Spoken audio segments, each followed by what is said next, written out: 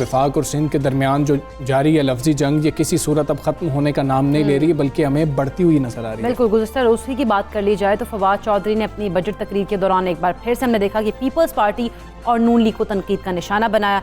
और फवाद चौधरी ने यह भी कहा कि हमारे निज़ाम का मसला दो ख़ानदान है, आमरीत के ख़िलाफ़ बातें करते हैं मगर मुसलसल पीपल्स पार्टी 13 साल हुकूमत के बावजूद भी सिंध में कोई खातिर इंतजाम जो है वो नहीं कर सकी थी। वगैरह सिंध का आप हाल देख लें 13 साल में, और 10 साल के दौरान इतना कर्जा बढ़ाया कि हर साल 2000 अरब रुपए तो हमें सिर्फ उस पर सूद ही देना पड़ रहा है, और बिजली के महंगे प्लांट्स पर हुकूमत को 900 अरब रुपए हर साल देने पड़ रहे हैं। और हम बिजली का इस्तेमाल करें या ना करें, बिजली बनाएं या ना बनाएं, पैसे देने ही पड़ते हैं। बिल्कुल ऐसा ही है।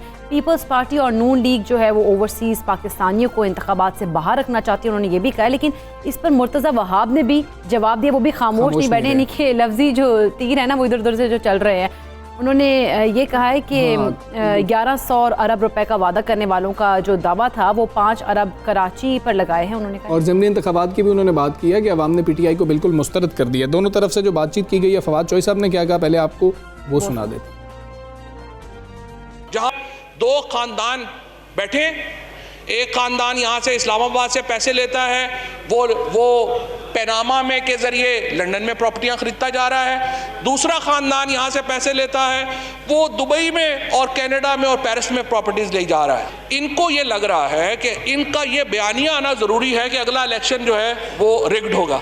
अभी से एक प्लानिंग के तहत ये इंप्रेशन दिया जाता है कि अगला इलेक्शन जो है वो रिग्ड होगा, क्योंकि नजर आ रहा है कि अगले 5 साल फिर इमरान खान। अच्छा, ये मामला सिर्फ इधर ही नहीं है, मुर्तज़ा वहाब साहब जवाब दे रहे हैं, अलीम आदिल शेख साहब की जानिब से भी लफ्जी वार किए जा रहे हैं। वो क्या नोकझोंक चल रही है वो भी आपको दिखाते हैं। अब सिंध में करप्शन होगी? Absolutely not. 3 माह में करप्शन खत्म कर दूं, हुआ क्या? Absolutely not. अब सिंध में आपकी दादागिरी चलेगी? Absolutely not. आपने सिंध की आवाम से बड़े वादे किए, कोई एक वादा पूरा किया? जवाब है एब्सोल्युटली नॉट। अब सिंध के चोर पकड़े नहीं जाएंगे? एब्सोल्युटली नॉट, सब पकड़े जाएंगे। अब गटर से लोग बह जाएंगे? Absolutely not. आपने कहा था कि मैं IMF के पास नहीं जाऊंगा, हुआ क्या? Absolutely not. आपने कहा मैं मुख्तसर सी काबीना बनाऊंगा, हुआ क्या? Absolutely not. मैं 1 करोड़ नौकरियां दूंगा पाकिस्तान के नौजवानों को, हुआ क्या? Absolutely not. 50 लाख घर दूंगा पाकिस्तानियों को, हुआ क्या? Absolutely not. इन लोगों ने कोई एक वादा पूरा किया? जवाब है एब्सोल्युटली नॉट। हाँ जी, ये तकरार आपने देखी है। और बात कर लेंगे सीनियर तज़कियाकार मज़हर अब्बास साहब हमारे साथ मौजूद हैं। मज़हर अब्बास साहब, अस्सलाम वालेकुम सर, गुड मॉर्निंग सर। ये बताइएगा कि ये जो नोक झोंक जारी है, लफ्ज़ी जो है जंग एक हम देख रहे हैं, आप क्या समझ रहे हैं इस लफ्ज़ी जंग में सिंध के अवाम को रिलीफ मिलेगा? एब्सोल्युटली नॉट या यस? बहुत बहुत शुक्रिया। वालेकुम अस्सलाम। देखिए, सियासी बयानात हैं, ज़ाहिर है जरदारी साहब लाहौर जाके बैठ गए हैं, वहाँ मुलाकातें कर रहे हैं, वो पंजाब में कुछ करने की कोशिश कर रहे हैं, तो ज़ाहिर है उसका जवाब PTI की तरफ से यही आना था, वो यहाँ आके बैठ गए हैं। तो दिलचस्प बात यह है कि दोनों जमातें सियासी काम नहीं कर रही, और PTI जब उनको तनकीद का निशाना बनाती है तो PTI से भी ये सवाल किया जा सकता है कि इस सब के बावजूद जो तनकीद, उसमें से बहुत सी तनकीद जायज़ है, PTI ने पिछले 22 साल में सिंध में सियासी तौर पे क्या काम किया, सही, और ख़ास तौर पे अंदरूनी सिंध जो है वो लोगों को अपनी तरफ राग़िब करने में क्यों नाकाम रही। इसी तरीके से ये कोई जस्टिफिकेशन सिंध गवर्नमेंट की या पीपल्स पार्टी की नहीं बनती अच्छी गवर्नेंस की मिसालें कायम ना करके। मेरा नहीं ख्याल कि पीपल्स पार्टी सिंध में एक मॉडल सूबे के तौर पे सामने आ रही है। यानी उन्हें होना तो ये चाहिए था कि जब आप सिंध को एक मॉडल सूबा बनाते तो आपकी वर्किंग दूसरे सूबों में ज़्यादा बेहतर होती, क्योंकि आपके पास मिसालें सामने होती। कुछ शोबों में ज़रूर बेहतरी आई है, सेहत के शोबे में बेहतरी कुछ ज़रूर आई है, लेकिन तालीम और ओवरऑल अगर हम देखें तो गवर्नेंस के मामलात, नौकरियों के मामलात, तालीम के मामलात ये बहुत अच्छे नहीं हैं। सही है। लेकिन क्या इसका जवाब फवाद चौधरी या शहबाज गिल साहब सिर्फ गवर्नर हाउस में आके प्रेस कॉन्फ्रेंस करके ये काफ़ी होगा? नहीं होगा, क्योंकि PTI में खुद कराची शहर के अंदर कोई 3 ग्रुप बने हुए हैं। आप हर ग्रुप से जाके बात करें तो वो दूसरे ग्रुप की मुखालफत कर रहा होगा। तो मेरा ख्याल है जरदारी साहब जो अब पंजाब में बैठे, उन्होंने चौधरी परवेज़ इलाही से मुलाकात की, सुना है कि वो और शायद हमदा शहबाज से भी मुलाकात करें, दीगर सियासी जमातों से भी वो मुलाकात करें। तो मेरा ख्याल है दोनों तरफ टिट फॉर टैट चल रहा है कि अगर आप वहाँ एक्टिविटी बढ़ाएंगे, अक्सर हम यहाँ एक्टिविटी बढ़ाएंगे, और उस सब में जाहिर है लोगों के मसाइल को हल की तरफ अभी मुझे नहीं लगता कि दोनों ही जा रहे हैं, क्योंकि अभी तक लोगों को कोई मेजर रिलीफ मिलता नज़र नहीं आया है। बाकी इलेक्शंस हैं, अगली सियासी बयानात हैं, वो चलते रहते हैं। फवाद चौधरी साहब माजी में पीपल्स पार्टी का हिस्सा रहे हैं, और ये भी अक्सर लोग सवाल करते हैं कि जब ये सारी चीज़ें हो रही थी तो उस वक्त आप खामोश क्यों थे। अच्छा मज़हर अब्बास साहब, जैसे आपने अवाम की बात की कि अवाम को रिलीफ तो नहीं मिल रहा, और ऐसे में अगर बिलावल भुट्टो ये कहते हैं कि सिंध में तरक्याती काम ना होने का ताना ना दिया जाए, हमें हमारे हक के मुताबिक फ़ंड्स मिलेंगे तो काम होगा। 13 साल से वो गाँव पर गवर्न कर रहे हैं सिंध को, तो ऐसे में इस जो बयान आने के बाद क्या अवाम इस बयान के ऊपर सेटिस्फाई होगी? नहीं होंगे, बिल्कुल नहीं होंगे, इसलिए कि उसकी मिसालें नहीं सामने। देखिए बिलावल भुट्टो साहब का मसला ये कि ज़ाहिर है वो यंग हैं, अभी उनके पास बड़ा वक्त पड़ा हुआ है, लेकिन वो ये जस्टिफाइड नहीं कर सकते। ये ताने देने की बात नहीं है। आपको इसमें देखना चाहिए, आपको गवर्नेंस के मामला देखने चाहिए, आपको देखना चाहिए कि सिंध में इस वक्त ऊपर से लेके नीचे तक हर लेवल पे करप्शन की क्या सूरत हाल है। डिपार्टमेंट्स में आप जाएं तो आपको अंदाज़ा हो जाता है कि कोई फाइल भी पैसे के बगैर मूव नहीं की करती।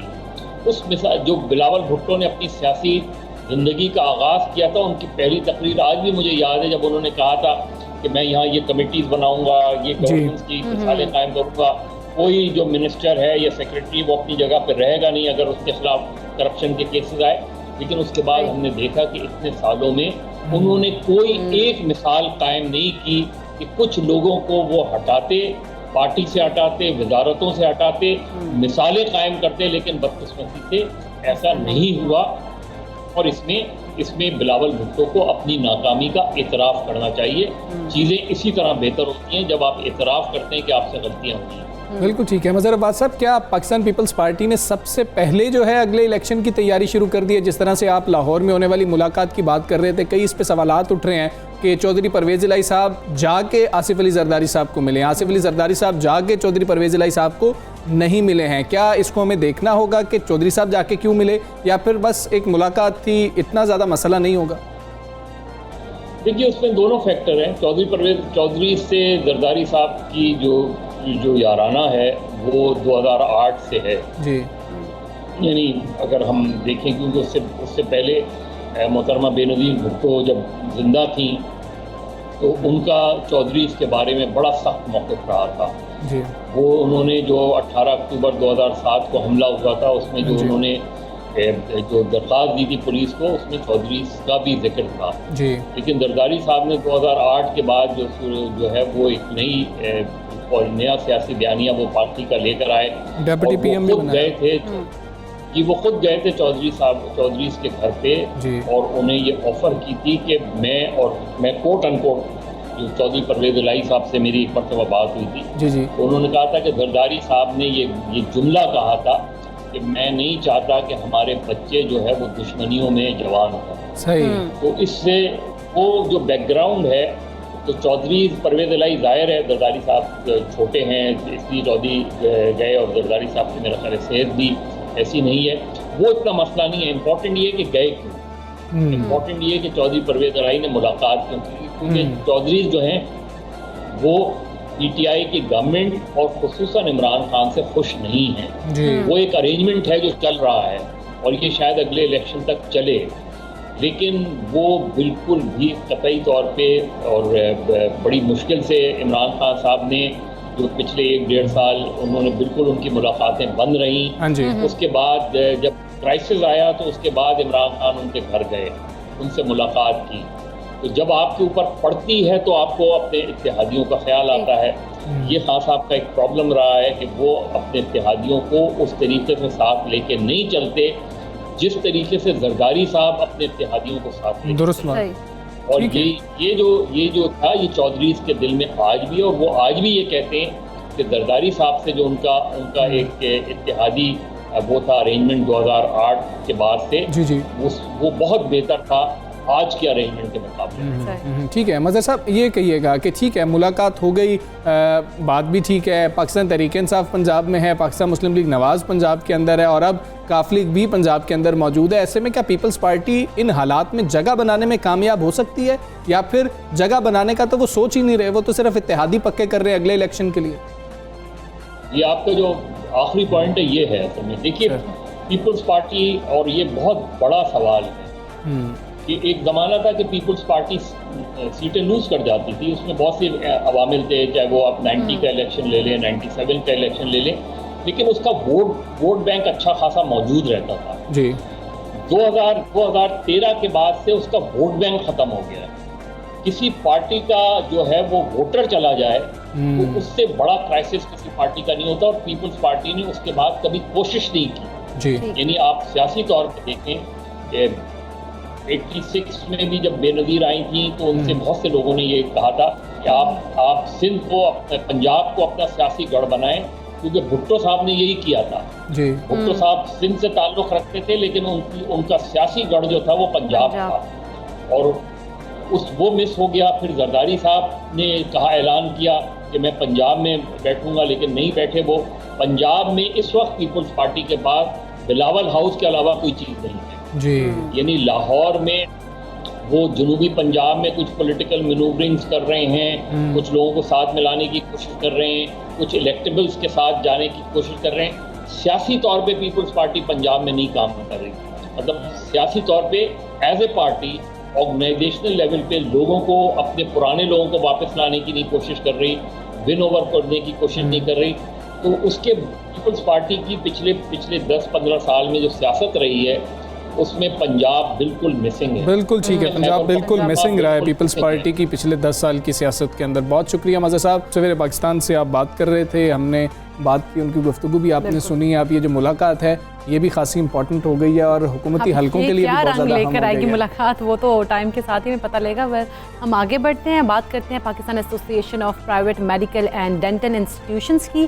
पीएमसी की पॉलिसीज़ को मेडिकल एजुकेशन के लिए नुकसानदेह करार दिया है, और पामी के मुताबिक कहा जा रहा है कि पीएमसी की गलत पॉलिसीज़ तिब्बी तालीम की तबाही का जो है वो बायस भी बन रही है। ऐसे ही है, निजी मेडिकल एंड डेंटल कॉलेजेस ने पीएमसी की जानिब से एडमिशन रेगुलेशन 2021 में दर्ज गैर कानूनी इकदाम की मजम्मत की है सबसे पहले, और पामी के मुताबिक नायब सदर पीएमसी और दीगर गैर मुतल्लका अफराद को लामहदूद इख्तियारात के साथ शोबा तिब पर मुसल्लत कर दिया गया है, जबकि इन्हीं अफराद ने पिछले साल मुल्क के तमाम डेंटल कॉलेजेस, जिनमें खुसूसी तौर पर सिंध के डेंटल कॉलेजेस हैं, उनको तबाही के दहाने पर ला खड़ा किया। लेकिन इस साल एडमिशन रेगुलेशन 2021 के जरिए केपी के और जनूबी पंजाब के मेडिकल और डेंटल कॉलेजेस जो हैं वो उनके निशाने पर आ गए। नुमाइंदा तंजीम ने पीएमसी के NLE इम्तिहान को भी मुस्तरद कर दिया, जबकि पीएमसी एडमिशन रेगुलेशन कॉलेजेस के बुनियादी हुकूक की खिलाफ वर्जी भी है ये। और पामी कॉलेजेस इंस्पेक्शन, परफॉर्मा, दाखिलों समेत हर इकदाम का बाइकआउट करेगी, और मुतालबात अगर पूरे ना हुए तो ये कहना है कि प्राइवेट कॉलेजेस दाखिले ही नहीं कर रहे होंगे और प्राइवेट मेडिकल कॉलेजेस की तालाबंदी की जाएगी,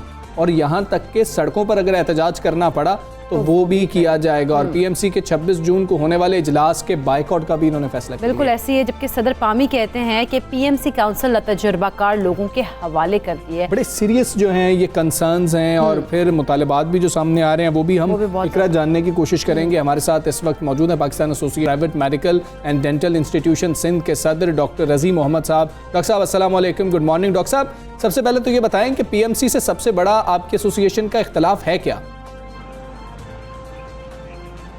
सर, सबसे बड़ा जो जड़ है वो ये है कि हमारी मौजूदगी नहीं है वहाँ पे।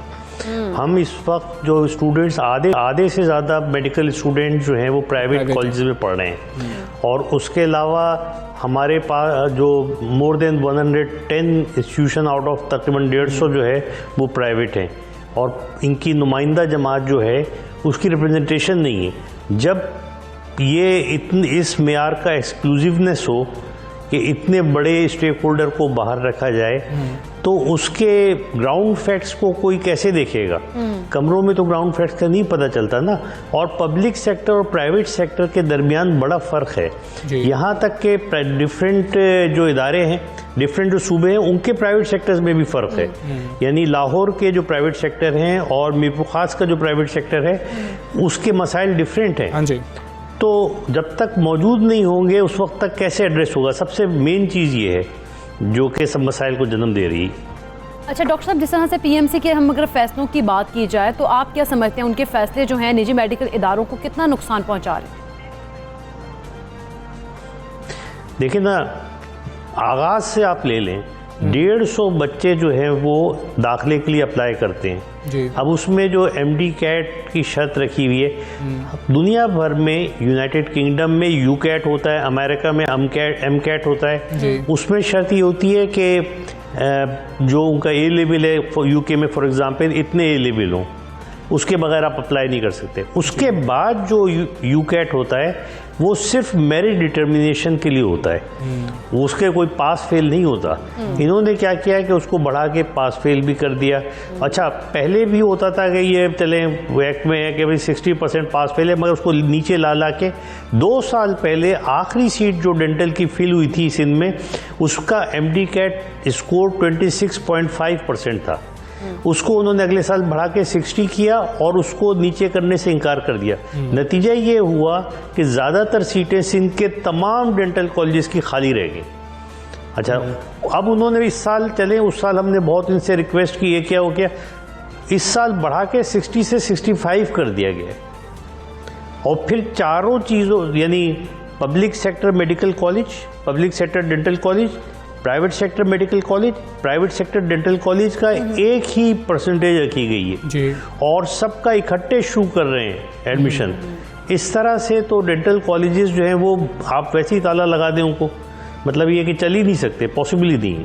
ठीक है डॉक्टर साहब, आप अपने तहफ़्फ़ुज़ात से आगाह कर रहे हैं। आप लोगों ने एक लाएअमल भी तय किया है, एक तो हमें वो लाएअमल क्या होगा वो बता दीजिएगा। क्या हुकूमत की जानिब से, PMC की जानिब से किसी ने आपसे रब्ता नहीं किया कि ठीक है आपके तहफ़्फ़ुज़ात को सुनते हैं, उनको हल करने की कोशिश करते हैं? देखिए, हम तो कब से लिख रहे हैं, अगर आपने वाइट पेपर पढ़ा है तो हमने उसमें भी मेरा लेटर है, मैंने रिक्वेस्ट की थी। हम खुद इस्लामाबाद जाके हमने उनसे भी रिक्वेस्ट की थी कि देखिए हमारी ये प्रॉब्लम, उन्होंने कहा था हम आपके प्रॉब्लम समझते हैं और हम इसको एड्रेस करेंगे, मगर कुछ भी नहीं हुआ। तो नतीजा ये होता है कि बस टाइम गुजर जाता है और कोई फ़ायदा नहीं होता। तो ये तो दाखिले की बात है, जब निकले जो हमारे बच्चे, जो हमारे क्या पब्लिक सेक्टर सबके बच्चे निकले, उनके ऊपर एक नया एग्ज़ाम NLE के नाम से मुस्तलद कर दिया है। अब देखिए दुनिया भर में, UK के अंदर भी, UK में क्या हुआ, 2019 में जनरल मेडिकल काउंसिल ने का एक इम्तहान देना होगा डॉक्टरों को, उसका नाम रखा उन्होंने UK MLA। लेकिन उन्होंने कहा कि जो दाखिल हो गया फर्स्ट ईयर में इस साल, उस पे भी नहीं होगा, निकलने वालों को छोड़ दें, ये होगा उसका जो अगले साल दाखिल हो गए उनका। अब ये जो बच्चे हमारे भी निकले हैं, मेरे स्टूडेंट निकले हैं, पूरे पाकिस्तान के निकले, ये बच्चे वो बच्चे हैं जिनको के पता ही नहीं था कि पास होने के बाद इस तरह का कोई एग्ज़ाम होगा। अचानक एक ऑर्डर आ गया कि आप ये एग्ज़ाम पास करेंगे, इस तारीख को होगा, इतने पैसे जमा कराएं। अब ये बताइए कि ये इंसाफ के तकाज़ों के कितना खिलाफ है। दुनिया भर में कहीं ऐसा नहीं होता। तो हम उनसे रिक्वेस्ट करते हैं कि बहुत हम्बली कहते हैं कि खुदा के वास्ते ये आपके बच्चे हैं। देखिए, मैं आपसे एक बात कहूँ, ज़रूरी नहीं है कि मेरिट बढ़ाने के लिए जस्टिस का गला घोटा जाए। There are lot of ways, बहुत तरीके ऐसे मौजूद हैं जिससे कि हम मेरिट को बढ़ा सकते हैं बगैर जुल्म किए हुए, बगैर नाइंसाफ़ी किए हुए, काइंडनेस को रखते हुए, जस्टिस को रखते हुए। आप हमें साथ बिठाएं, हम आपको तरीके बताएंगे, डिवाइस करेंगे, उससे जो मेरिट कहीं से कहीं पहुंच जाएगी और इंशाल्लाह ताला बच्चों का नुकसान भी डॉक्टर साहब, जिस तरह से आपके तहफ़्फ़ुज़ात हैं, अगर गवर्नमेंट आपके तहफ़्फ़ुज़ात दूर नहीं करती है या आपके मसाइल हल नहीं करती है तो आपका अगला लाएअमल क्या होगा? देखिए, मैं प्रोफेसर ऑफ सर्जरी हूँ, ज़िंदगी भर मैंने सर्जरी की है और सर्जरी पढ़ाई है। लेकिन मैं एक बात अर्ज़ करता हूँ कि अगर मुझे कोई ज़ाती कुर्बानी देनी पड़े, कुछ भी करना पड़े, ये मेरे बच्चे हैं, आपके बच्चों के साथ अगर कोई ज़्यादती करेगा आप क्या करेंगे? हम इनको अपना सिर्फ स्टूडेंट नहीं समझता, हम इनको बच्चे समझते हैं। सुबह से रात तक इनके साथ बैठते हैं, इनके आंसू पोंछते हैं, इनका ख्याल रखते हैं। अब इनके साथ अगर हो रहा होगा, जुल्म होगा, तो जाहिर है कि हम हर चीज़ करेंगे। उसमें कोर्ट में जाना पड़ेगा, कोर्ट में जाएंगे, सड़कों पे आना पड़ेगा, सड़कों में आएंगे, हाथ जोड़ना पड़ेगा, हाथ जोड़ेंगे, जो कुछ करना पड़ेगा करेंगे।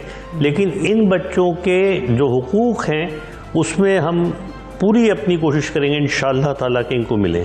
बिल्कुल ठीक है डॉक्टर साहब, बहुत शुक्रिया आपका। सबसे का आप हिस्सा बने, अपने जो तहफ़्फ़ुज़ात हैं उस हवाले से हमें आगाह कर रहे थे। अच्छा इकरा, हम हमेशा बात करते हैं हाँ कोई भी सेक्टर क्यों ना हो, तमाम स्टेक होल्डर्स को साथ मिलाकर उनसे मुशावरत करके फिर आपको कोई पॉलिसी बनानी चाहिए, कोई पॉलिसी इस तरह लेके आना चाहिए। ऐसे ही खुद से नहीं लेके आना चाहिए जब तक आप उस शोबे के बंदे को टेबल पे बिठाएंगे नहीं। और फिर एक और बहुत बड़ा मसला है, वो बड़ा मसला ये है कि जब ना तजुर्बाकार टीम आ जाए, ना तजुर्बाकार लोग आ जाएं, वो फैसले कर रहे हों और वो तमाम स्टेक होल्डर्स के बारे में सोच ही ना रहे हों। कभी ऐसा होता है कि आप बहुत ऊपर पहुंच जाते हैं और फिर आप कहते हैं कि जो मैंने कह दिया वही दुरुस्त है, जो बाकी लोग कह रहे हैं वो मेरे लिए मैटर ही नहीं करता। तो ये ऐसा नहीं है, बच्चों के मुस्तकबिल की बात है और बड़ी तादाद में बच्चे जो हैं वो परेशान हैं। वो एग्जाम के हवाले से जो फ्यूचर मतलब सेहत के हवाले से अगर बात की जाए तो अगर वो जो बच्चे हैं उनको अच्छे तरीके से नहीं मैनेज किया जाएगा तो आगे मेडिकल में जो है हम लोगों को बहुत ज़्यादा नुकसान भी उठाना पड़ सकता है। अच्छा, वो एनएलई एग्जाम की जो बात हो रही है, अगर आप सोशल मीडिया को देखें, आपके साथ कुछ अपने डॉक्टर दोस्त हैं या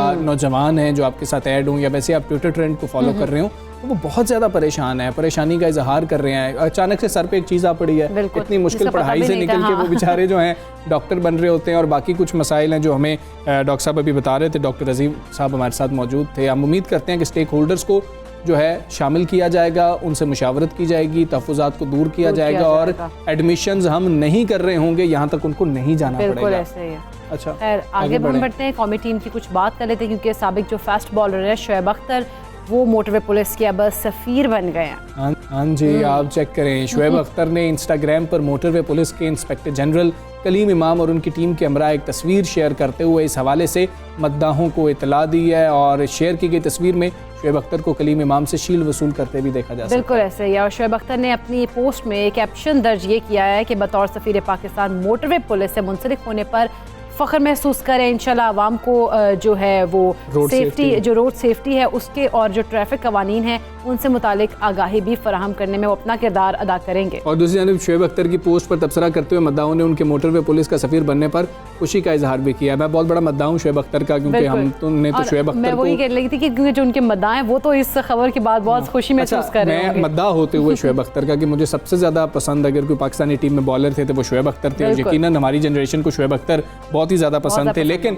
ज़रा आप सोचें कि शोएब अख्तर ये कह रहे होंगे कि ज़्यादा तेज़ नहीं, हालांकि जो फास्ट बॉलर है बिल्कुल मतलब शोएब अख्तर ये समझा रहे होंगे कि ज़्यादा तेज़ नहीं, और शोएब अख्तर को सारी ज़िंदगी तमाम बैट्समैन ये समझाते रहे हैं कि शोएब ज़्यादा तेज़ नहीं। लेकिन अच्छी बात है जब शोएब अख्तर ये बात समझा रहे होंगे तो ये बहुत अच्छा लग रहा होगा। और मेरी तो ख्वाहिश है कि मैं जा रहा हूँ मोटरवे पे और शोएब अख्तर जो हैं वो मुझे रोक के कहें कि जी कि ये गाइडलाइंस हैं और इसको आप फॉलो करें। ये मेरी भी ख्वाहिश है और बाकी लोग भी इस ख्वाहिश का यकीनन इजहार कर रहे हैं। बिल्कुल ऐसा ही। हमें यहाँ पे ब्रेक भी लेनी है तो कहिएगा, देखते रहिए सबसे बड़े पाकिस्तान।